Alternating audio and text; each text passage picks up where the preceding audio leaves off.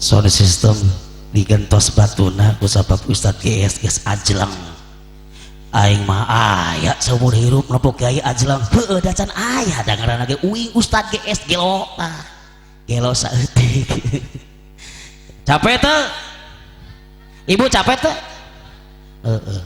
uing capek buka nyiksa mah kumaha we carananya. Atur nuhun anu parantos nyawer kasim kuring mudah-mudahan dikentusan ku Allah Subhanahu wa taala nu langkung ageng amin. Amin gitu. Aduh. Can aya ngirimkeun cai euy. Aduh. Lajengkeun. Lajengkeun. Teraskeun. Siap. Era da geus dibere dahar tadi teh. Dangdutkeun nya siap bos lah susuna dangdutkeun eta oh susuna keun wae keun bawa Saibul Hajat mah leuwih ngartoskeun kajian tadi bere cai ge nu penting atahan we ke balik geus bismillahirrahmanirrahim ayeuna mulai nya bismillahirrahmanirrahim kunaon sababna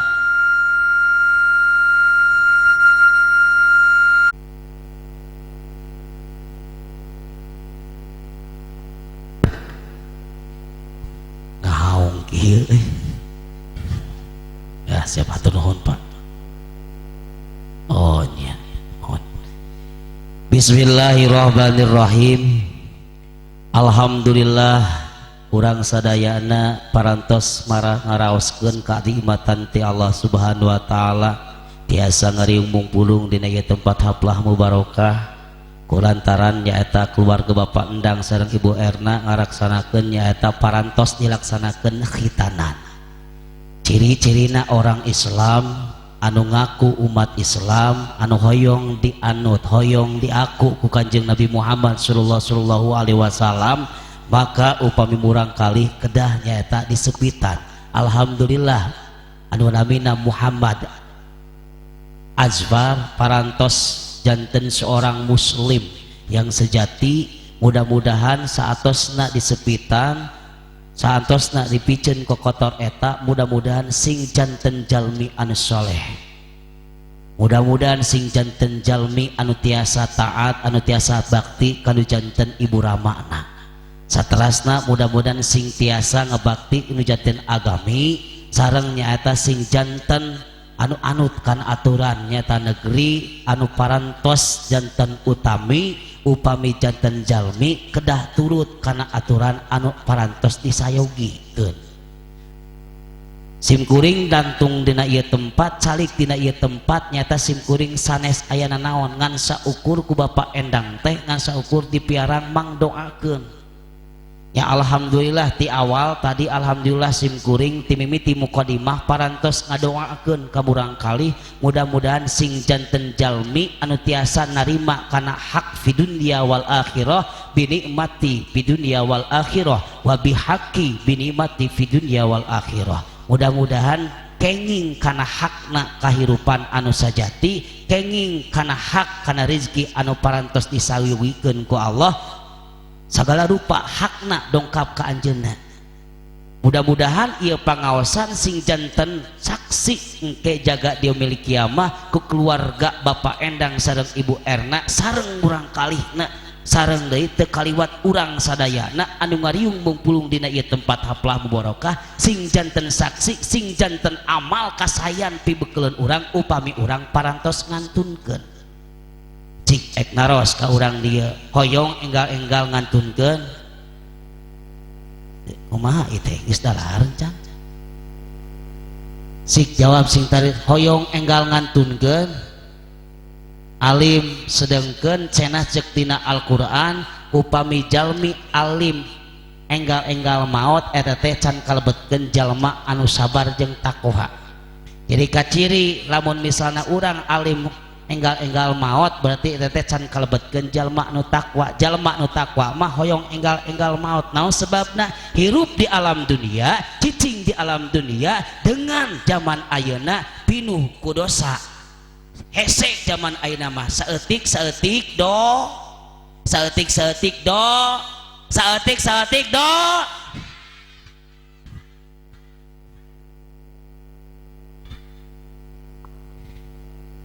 Datang dipanggil mah. Jadi ripuh hirup di alam dunia ku zaman ayeuna saeutik-saeutik salah. Cicing dina ajaran, cicing dina pagawean nyata agama Islam oge cicing rasa bener, erek niat ka masjid, erek niat salat. Tadina tara salat, tara ngalaksanakeun ibadah, datangkeun ka masjid, saumur hirup pakarek asup ka masjid. Ari datangkeun ka masjid dibagiakeun. Nya atuh pundung deui salah ka. Ilham, alhamdulillah anjeun iraha datang hikmahna, datang ilhamna, iraha anjeun geuningan dongkap ka masjid. Heuh kabur deui atuh. Erek indit nyata ka pangajian. Erek indit ka pangajian. Di jalan teh ngomongkeun tatangga. Nya atuh dosa deui wae. Daripada hirup loba-loba dosa, umur beki kolot tapi nabahan dosa, mending kene gewat-gewat maot bae. Lamun urang hirup dalam dunia cicing dina agamana Allah, saluyu ejeng aturan agama, saluyu ejeng aturan anu parantos diturunkeun ku Kanjeng Nabi Muhammad melalui para ulama, maka urang kudu lila di alam dunia. Lamun misalnya urang dosa wae mah harumasakeun loba dosa, mending kene gewat wae balik ka Zatul Maha Kawasa, gewat obatan. Astaghfirullah al-azim la ilaha illa wal hayyul qayyum wa atubu ilaih. Jadi kumaha atuh ilham? Penting ayeuna sim kuring bade ngabahas naon? Ngabahas nyaeta urang teh hirup di alam dunia, maka urang teh nyaeta keamanatan naon? Keamanatan nyaeta 5 perkara. Salah sawiosna nyata Bapak Endang parantos ngalaksanakeun salah sawiosna nyata amanat ti Allah. Anu kahiji naon amanat? Amanat ti Allah anu ku urang kudu diurus, anu ku urang kudu diropea di dalam dunia ini menuju rahmat jeung magfirah ti Allah, maka urang kudu bisa ngalaksanakeun 5 perkara amanat anu diturunkeun ka urang. Naon wae ilham anu 5 teh? Lamun 5 sigana teh moal kaburunya geus sajam ya. Cek uing oge jam 8 teh kudu geus mulai. Ya. Anu nomor kahiji amanat ti Allah teh nyaeta diri pribadi anu ku urang kudu dijaga. Diri pribadi urang kudu dijaga. Diri pribadi teh naon? Ti mimiti embun-embunan dugikeun kasikil anu seurorombeheun eta kudu kurang diraksa, kudu diurus dengan semaksimal mungkin lahiriahna, maka urang kudu kabersih berenang tina kotor. Batiniahna urang kudu leuwih deukeut ka Zat anu Maha Kawasa, huyu cicing tumanina dina aturan agama urang nyata agama Islam. Itu lahiriahna kumaha? Lahiriahna lamun urang ngeulih hulu si lieur gawat obat tan kitu saeutik. Lamun urang hulu lieur gawat obat, lamun ngeri beuteng gawat da, lamun tunduh gawat sa, lamun urang kesel bujur gawat nangtung, lamun urang kesel bitis berarti urang kudu pek urus tah anu ku urang di Allah menurunkan contohna ya rambut ibu sebagai wanita yang harus didama-dama ya, harus didama-dama ya rambut teh bakal menta nanggung jawab, menta tanggung jawab upami engke enggeus urang maot diweuh salembar oge seriweuh pokona mah. Jadi urang kudu diurus. Lamun urang boga rambut anu ngagempay anu panjang ya, indahna kabina-bina, maka urang kudu gewat ditutupan. Da ari awewe memang kewajiban teh orat kudu gewat ditutupan ku nyaeta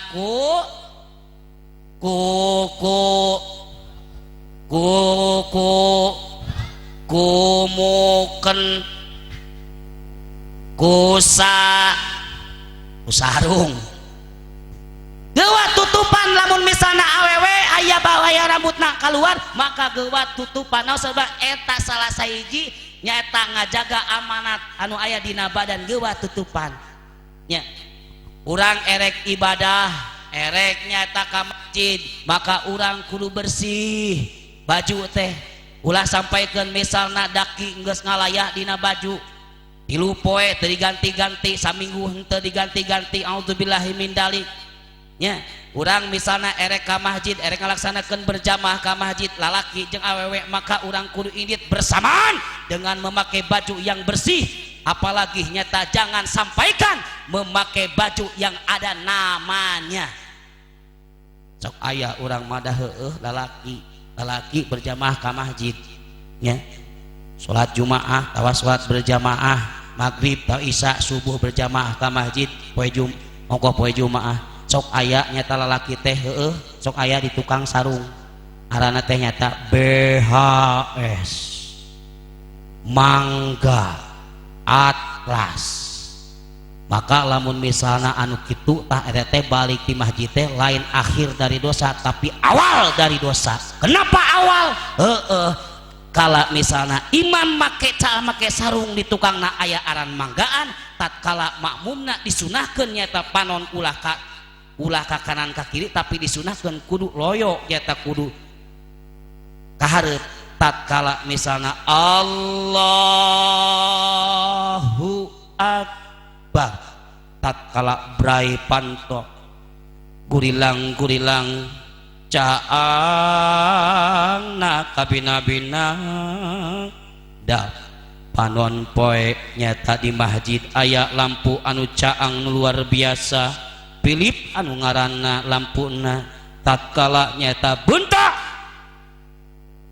pas kahandap Atlas tatkala geus dihandap ngucapkeun Atlas kuduna maca Allahu Akbar kabiro pak teh nyata kaluhur kana tonggong nyata kulakron Toko Trijaya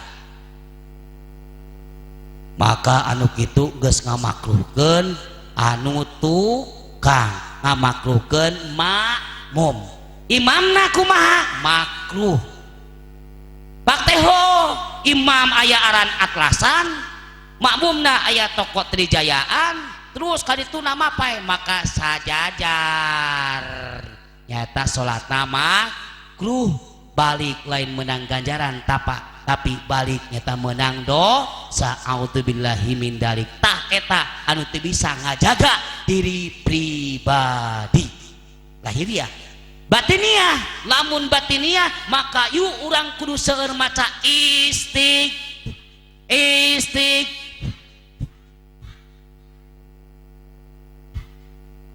kusabab naon urang nyaeta loba dosa urang nyata katumibaan nyata ilahana wasaidana angtal maulana pangsulna alal qaumil kafirin ilahana wasaidana angtal maulana pangsul hasidin urang teh nyata saeutik nyata ngalaksanakeun pagawean nyaeta pagawean anu salah gitu pagawean anu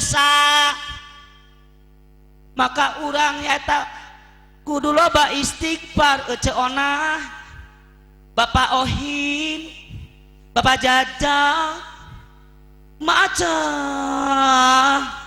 Cekoko Cetuti Ceros urang kudu mupuk hate nyaeta tatkala urang ibadah sehari-hari urang kudu loba maca ambe sifat Rahmanir-Rahim aya dina hate cekokong welas asihan dedehnya ahan teh aya dina hate da kusabab hate urang sering dipupuk nyaeta ku astagfirullahaladzim kudu loba bersyukur ke Allah subhanahu wa ta'ala urang parantos dipasihan organ tubuh anu maksimal tuh tempo nyata tatangga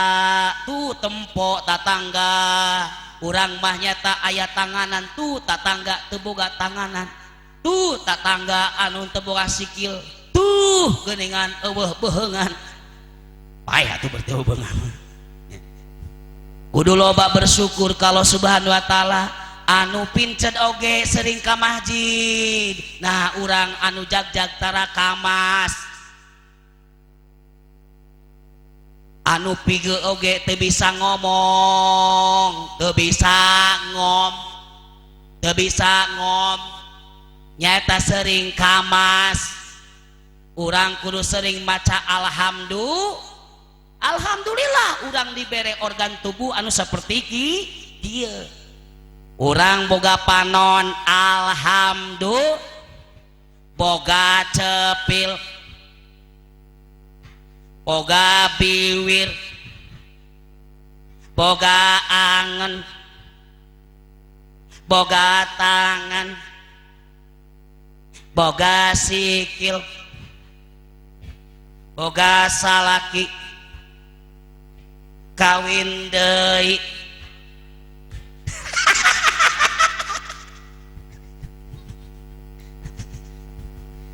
Alhamdulillah bening alhamdulillah ayat terakhir teh salaki kawin deui auzubillahi min dzalik aing mah nya gitu.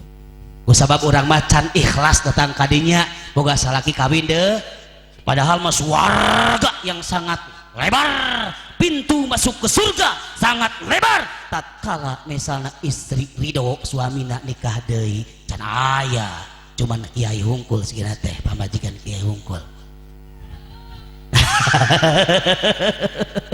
Aya nu nyandung di dia.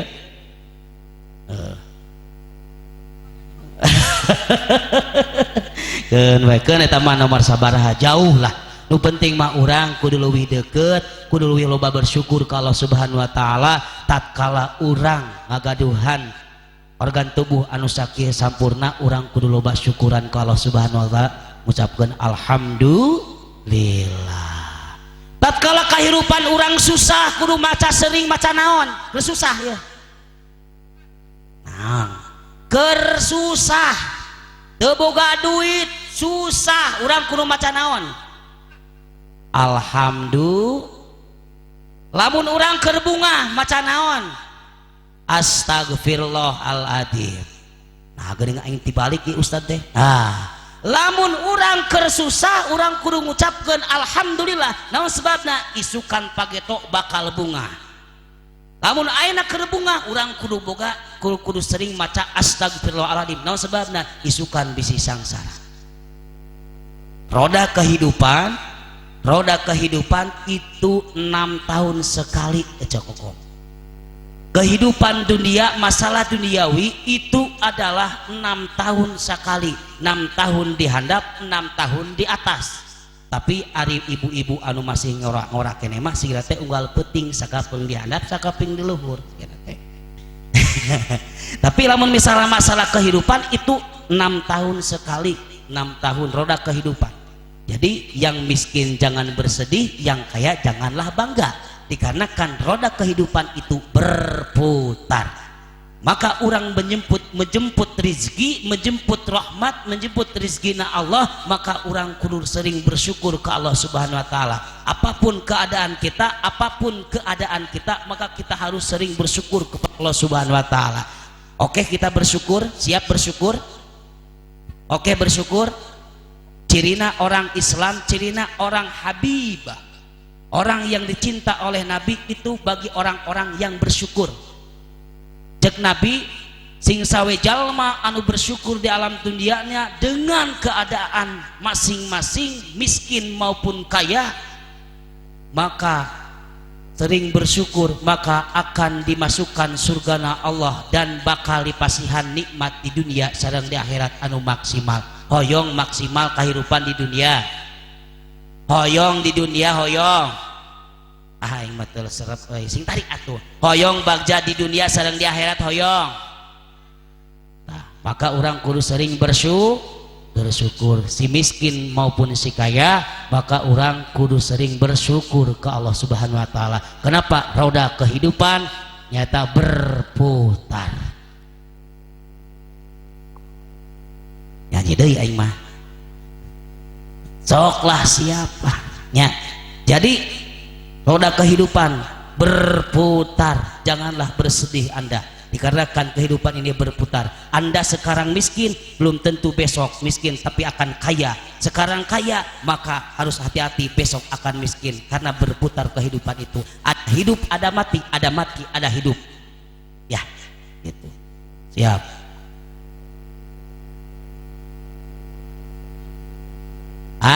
Naon ajang deui maehan aing atuh eta mah.